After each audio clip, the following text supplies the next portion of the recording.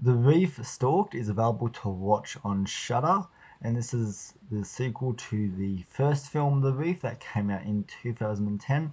And in my opinion, The Reef is one of the best shark movies since Jaws. Which, that's not saying a lot. That's actually an understatement, since 99% of shark movies nowadays are shit and are just thrown into the VOD market where they hope some lonely consumer will come by and look at the cover and be like, that looks interesting. You know what? I'm going to buy that and watch that. And as long as people keep watching these movies, we will keep getting them year after year after year after year. And it doesn't look like the shark market of movies isn't stopping anytime soon, because every year we are getting our handful of shitty shark movies. We've been getting titles like Sharknado, Land Shark, Sky Shark, Robot Shark, and Amityville Shark. I didn't even know that was a thing until the other day. They've made a movie based on the Amity horror events with a shark in it. How? Oh my god. Yeah. The shark market has no intention of stopping anytime soon. And I'm just kind of sick of shark movies at this point, since they are the same old garbage we have gotten year after year. And so it's very far and in between that we actually get a good quality shark movie, like something on par with Jaws.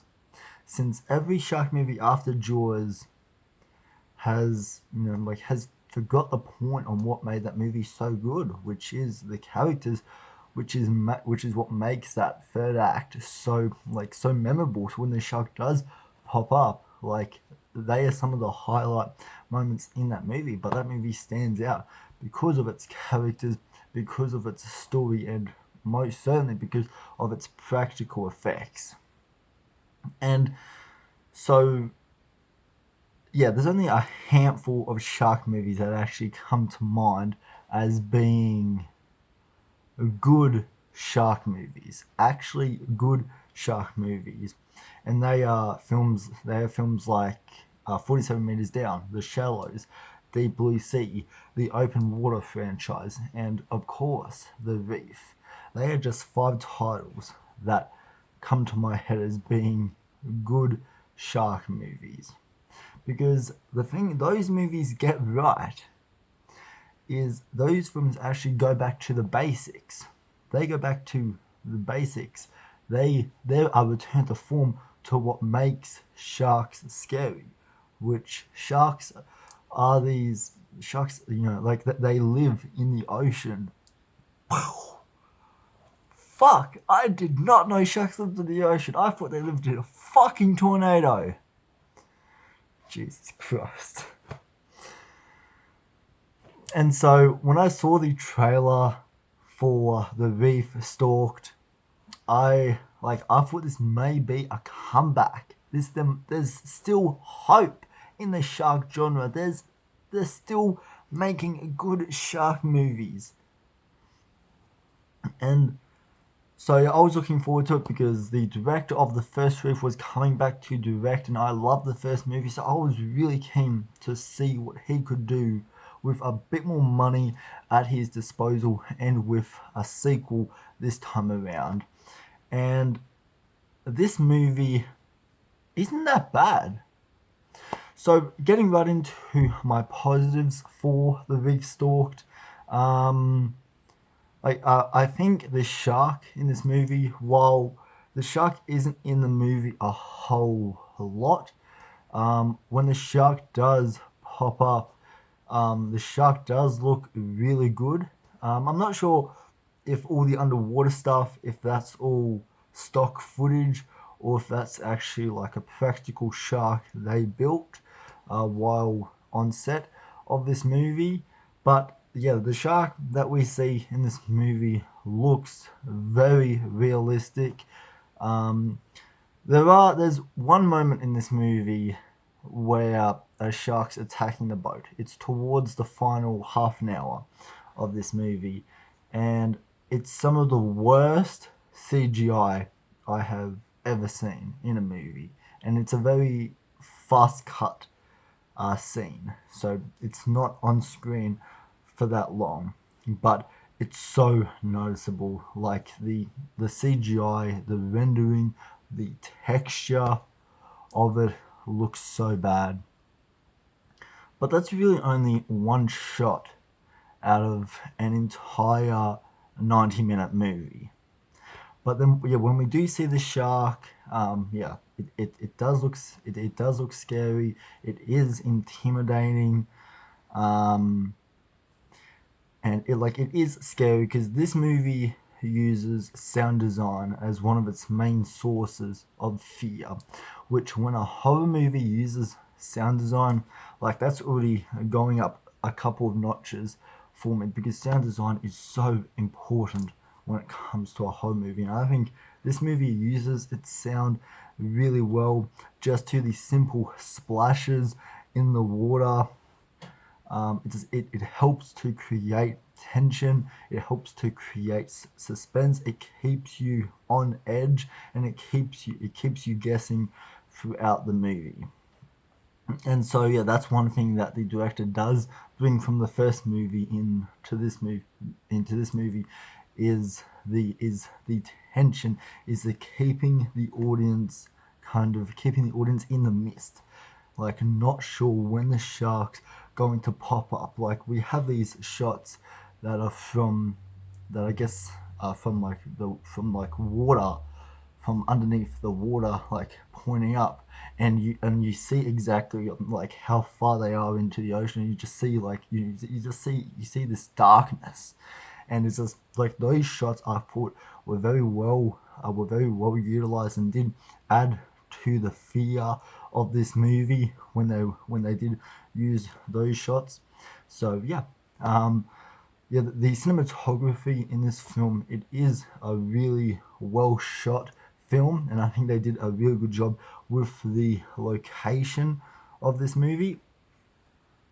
And I think all of these shark deaths, like there's not many of them. There's probably only two or three. Like, I watched the movie last week, but it's probably like, yeah, two or three shark deaths, and like there is blood in this movie. Like the deaths, I think they could have been better, but you know, like I wasn't expecting anything Shakespeare related when it came to the shark deaths. Like, it's a shark eating people. It delivers.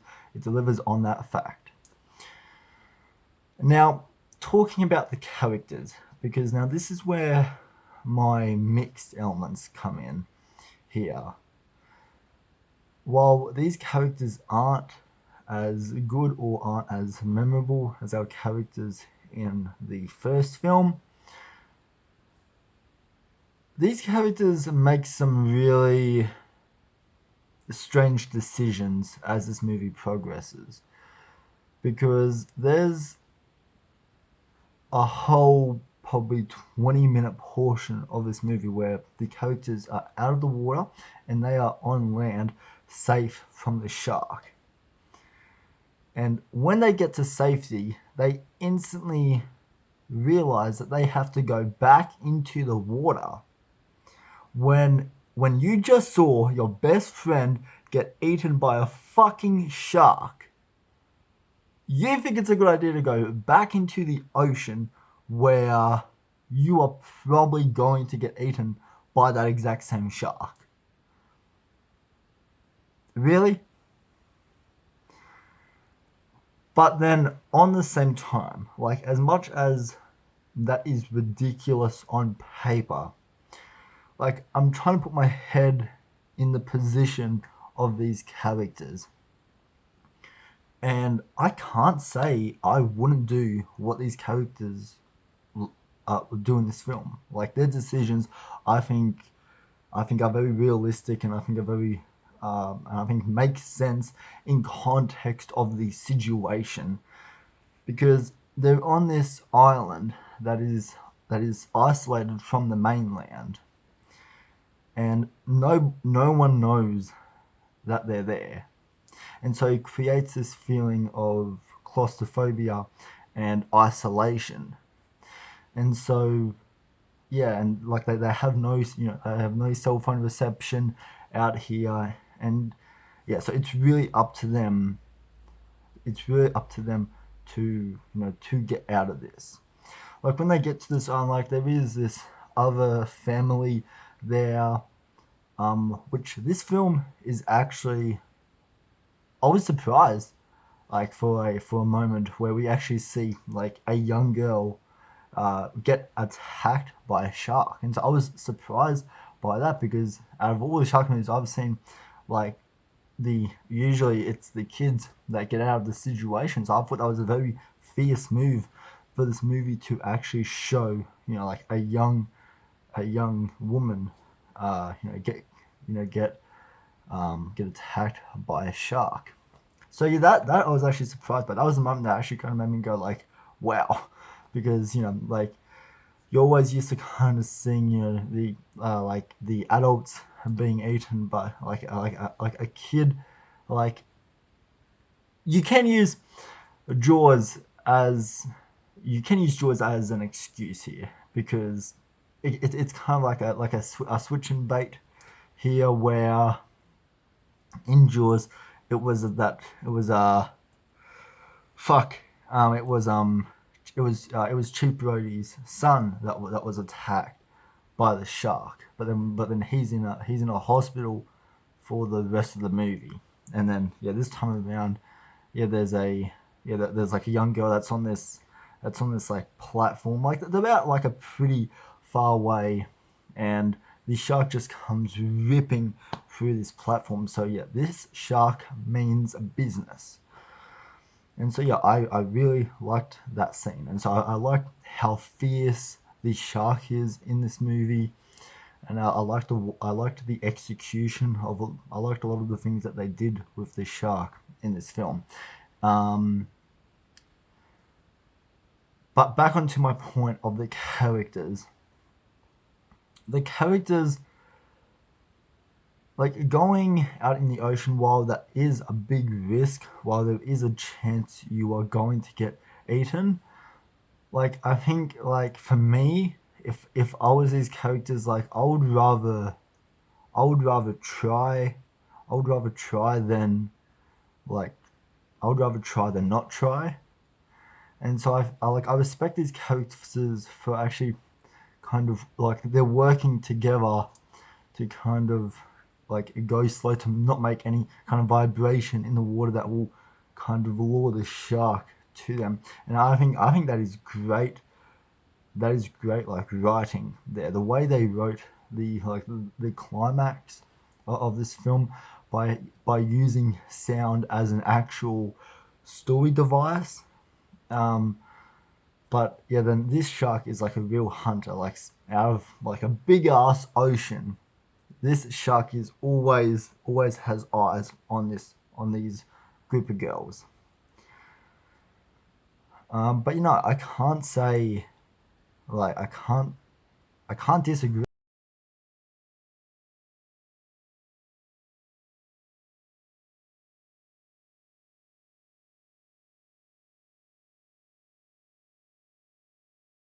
till somebody comes by. Like, would you want to wait that long with no food, with no food, with a shark circling you 24/7, and like dying a slow death that way, or actually putting an effort to actually try and get back to the mainland? And so yeah, like to me, their decision making made sense. I've seen a lot of reviews where people are trashing the characters' decisions in this film, but yeah, like I said, I can't say I disagree with the decisions that the writers made for these characters. I'm trying to think if there's anything else. Like there is a really confusing character development, story plot at the beginning of this film where one of the characters is somebody's sister whose sister was like strangled to death in a bathtub. Well, yeah, it's a really confusing subplot, and that's the whole reason why they go to this beach, is because it's her final wish, it's her dying wish, like to actually to go like snorkeling at this particular area here, and so that's why they go. Yeah, and so yeah, like it's really confusing. Like the execution of it is actually really poor in this movie. The way that they conclude that in the first like 15 to 20 minutes of this film, it's really confusing, kind of how it works, and like really who is who. Because there's two characters you can point at as being the sister, but then apparently only one of them is the sister, and it's just like it's a confusing storyline. If only that portion of the movie was written better. Um, the movie is a little bit slow at the beginning. The movie, it has a good enough reasoning for these characters you're going there, because like these group of girls, like they are your standard type of characters you expect in this movie. They are like the adrenaline junkies. They do all these adventures like together, and so yeah, they don't expect to actually come across this shark. um and so yeah, like I think, yeah, like the whole motive for them kind of going there and being in this situation, yeah, like it makes sense in context of the story that's been set up for us. um and yeah, like it is a bit, so it does take a little bit to get going. It's probably about the 25-minute mark when when shit starts to really get going, and we start to kind of get into the film that we want to see. But yeah, like our characters, I thought they handled this kind of survival of the fittest situation in a really competent way. So yeah, while none of the characters really do anything that is memorable, I can't remember any of the characters' names, and that really shows just how forgettable these characters are. And when they start getting picked off by the shark one by one, like it's like like there's no sympathy there, because like there's only really two of the characters, two out of about, I think, how many girls were there? Um, yeah, no, there's four. Um, yeah, so yeah, there's four girls, but two of the girls are really focused on the character development. So there's two characters that are just kind of left as these one note, kind of bland, like they're bait for the shark, and so when they get eaten, like there's this like mourning like scene, and it's just like there's no sympathy from us, because we don't know like who she was, what kind of what made her separate from from our other characters. Like each character seems like they're about the same, and so yeah, there's not a whole lot of character development in this film. And so like there's some scenes where it does slow down the film a lot, like the morning scene, and it constantly flashes back as well to this one moment in time that I thought was it did not make sense. Like it does tie in to the end of the film in a way, but yeah, I don't know. This movie, like, yeah, I enjoyed it. It was good to see, like, a good actual shark movie, for once, instead of like the shitty VOD ones that we constantly get. It was good to see like a refreshing breath of fresh air for the shark genre, and that there's still a life in this genre for potentially more good shark movies, and we could possibly, get a Reef 3. But yeah, like, yeah, they're my thoughts on the Reef Stalked. If you have seen this movie, yeah, let me know down in the comments. What did you think of it? Did you like it? Did you think it was meh, or did you really not like it? Let me know all your thoughts and opinions down in the comment section down below. So anyways, guys, I hope you have a good rest of your day, evening, or night, and I will see you in the next video.